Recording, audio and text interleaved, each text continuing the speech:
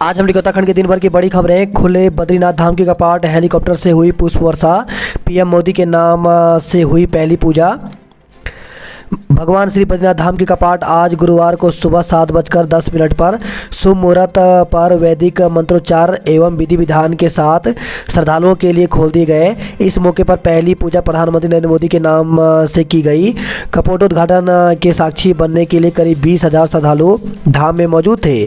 सुबह 4 बजे से कपाट खुलने की प्रक्रिया शुरू हुई। कुबेर जी, श्री उद्धव जी एवं गाड़ू घड़ा दक्षिण द्वार से मंदिर में परिसर में लाया गया। इसके बाद मंदिर के मुख्य पुजारी रावण समेत धर्माधिकारी, हक हकूकधारी एवं श्री बद्रीनाथ केदारनाथ मंदिर समिति के पदाधिकारियों द्वारा प्रशासन एवं हजारों श्रद्धालुओं की मौजूदगी में विधि विधान के साथ मंदिर के कपाट खोल दिए गए।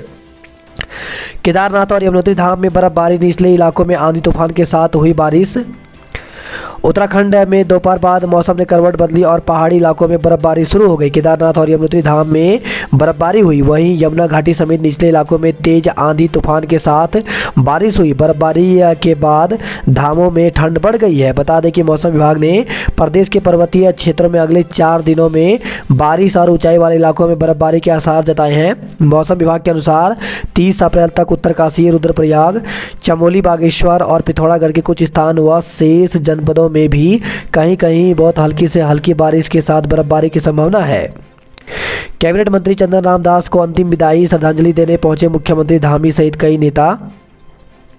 उत्तराखंड के कैबिनेट मंत्री चंदन राम दास को अंतिम विदाई देने के लिए बागेश्वर में लोगों की भीड़ उमड़ी। पूर्व राज्यपाल भगत सिंह कोश्यारी समेत तमाम नेता उन्हें श्रद्धांजलि देने पहुंचे।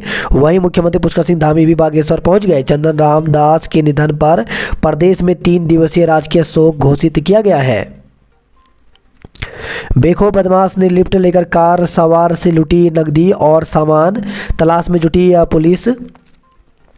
रुड़की से खबर है। रुड़की में एक कार सवार से लिफ्ट लेकर एक बदमाश ने तमंचे के बल पर 10,000 रुपये की नकदी समेत अन्य सामान लूट लिया।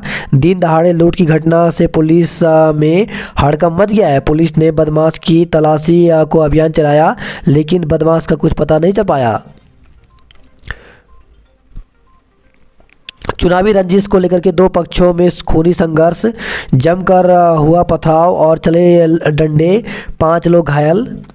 रुड़की से खबर है। रुड़की के कलियर थाना क्षेत्र के हकीमपुर गांव में गुरुवार को चुनावी रंजिश को लेकर के 2 पक्षों में पथराव हो गया। दोनों पक्षों की ओर से जमकर लाठी डंडे चले। खूनी संघर्ष में दोनों पक्षों के करीब 5 लोग घायल हो गए, जिन्हें रुड़की सिविल अस्पताल में भर्ती कराया गया।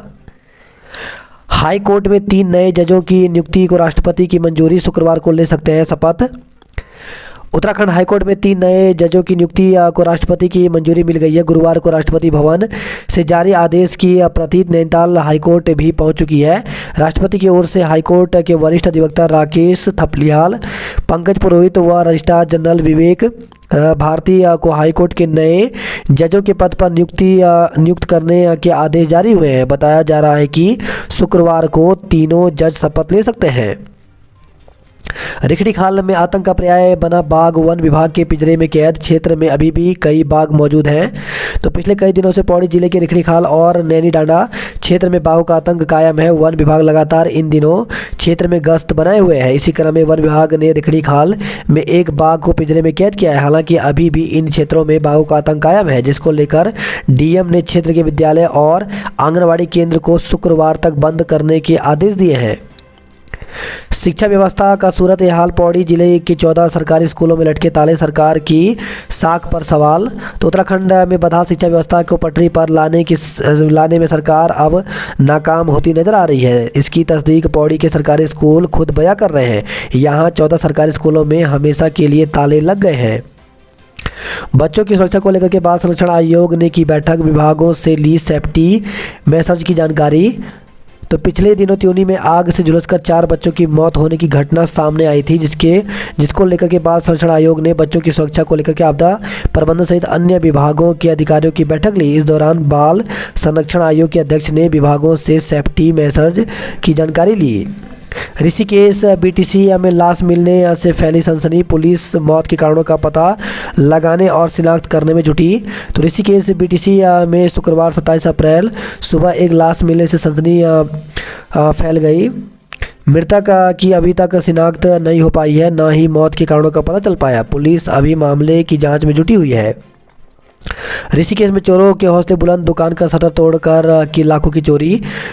आजकल हम आए दिन चोरी की घटनाओं के बारे में सुनते हैं, चाहे कितनी ही सुरक्षा व्यवस्था कर ली जाए, लेकिन साथ ही चोर चोरी की वारदात को अंजाम दे ही देते हैं।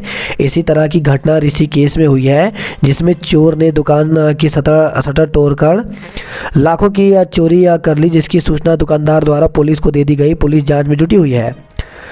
महिला को भेजा अश्लील वीडियो और फोटो पिथौरागढ़ पुलिस ने खटीमा से आरोपी को दबोचा। हंगामेदार रही थौलदार क्षेत्र पंचायत की बैठक, डीपीआरओ के खिलाफ जमकर लगे नारे। महिला पहलवानों के समर्थन में उतरा जनवादी संगठन सीटू, बृजभूषण का पुतला जलाया। तो महिला पहलवानों के यौन उत्पीड़न के विरोध में सीटू एफएसआई कार्यकर्ताओं ने भाजपा सांसद बृजभूषण के खिलाफ विरोध दर्शाया। सफ़ेद हाथी बनी श्रीनगर की मॉडर्न आंचल डेयरी, आधा अधूरा निर्माण छोड़कर भागा ठेकेदार। देश भर में 4 धाम आने वाले श्रद्धालुओं की होगी आसानी, इन 7 भाषाओं में जारी होगी हेल्थ एसओपी। तो देश भर से 4 धाम यात्रा 2023 में आने वाले श्रद्धालुओं को स्वास्थ्य गाइडलाइन और जानकारी हासिल करने के लिए अब दिक्कत नहीं होगी। इसके लिए हिंदी, अंग्रेजी के अलावा बंगाली, गुजराती, तमिल, तेलुगु, मलयालम, कन्नड़ और उड़िया भाषा में हेल्थ एसओपी जारी की जा रही है। ऐसे में श्रद्धालुओं को लोकल भाषा में जानकारी मिलेगी तो वे अपने स्वास्थ्य आदि का ध्यान रख पाएंगे। उत्तराखंड के हाईकोर्ट में 3 जजों की नियुक्ति को मिली राष्ट्रपति की मंजूरी। हरिद्वार में आपस में भिड़ गए लघु व्यापारियों के गुट, वायरल वीडियो। तो आपसी विवाद अनेक बार बहुत ही फजीयत भी करवाता है, ऐसा ही हरिद्वार में देखने को मिला। यहाँ पर सिचु आईएएस का दल एसटीपी प्लांट और नगर निगम द्वारा बनाए गए पिंक वेडिंग जोन का भ्रमण करने आया था, लेकिन इसी दौरान लघु व्यापारियों के गुट भिड़ गए। ऋषिकेश में त्रिवेणी सेना करेगी कूड़ा कलेक्शन, स्वच्छता अभियान से निभाएगी अहम भूमिका। गर्मी में वंदे मातरम ग्रुप बुझा रहा बेजुबानों की प्यास, जगह जगह लगाया प्याऊ। तो वंदे मातरम ग्रुप अपने विभिन्न सामाजिक कार्यों के लिए जाना जाता है। इसी के चलते वंदे मातरम ग्रुप बेजुबान पशु पक्षियों के लिए प्याऊ लगाने का काम कर रहा है। सेंटर ऑफ एक्सीलेंस के रूप में विकसित होगा अल्मोड़ा का भैंसोड़ा फार्म, चारा विकास के लिए है योजना। तो अल्मोड़ा के भैंसोड़ा फार्म को चारा विकास के क्षेत्र में सेंटर ऑफ एक्सीलेंस के रूप में विकसित किया जाएगा। फार्मासिस्ट ने सरकार के सामने रखी 15 सूत्रीय मांगे, 1 मई से कार्य बहिष्कार की चेतावनी। तो फार्मासिस्ट अपनी मांग मनवाने के लिए आंदोलन पर उतर आए हैं। डिप्लोमा फार्मासिस्ट एसोसिएशन ने 15 सूत्री मांग पत्र सामने रखा है। इनका कहना है कि अगर मांगे नहीं मानी गई तो अगले महीने से कार्य बहिष्कार करेंगे। भाई को न्यूजीलैंड में नौकरी दिलाने के नाम पर दिव्यांग से ठगे 6 लाख रुपए, शिमला से गिरफ्तार किया गया। रामनगर में पार्किंग के नाम पर अवैध वसूली, ट्रांसपोर्टरों ने अधिकारियों का किया घेराव। 4 धाम यात्रा 2023 तीर्थयात्रियों को ले जाने वाले 15 चालक मिले अनफिट, आराम करने की सलाह दी गई। तेज रफ्तार से जीप चलाकर किया था हादसा, 2 लोगों की जान लेने वाले ड्राइवर को 12 महीने की जेल। केदारनाथ धाम की व्यवस्थाओं को लेकर के यात्रियों में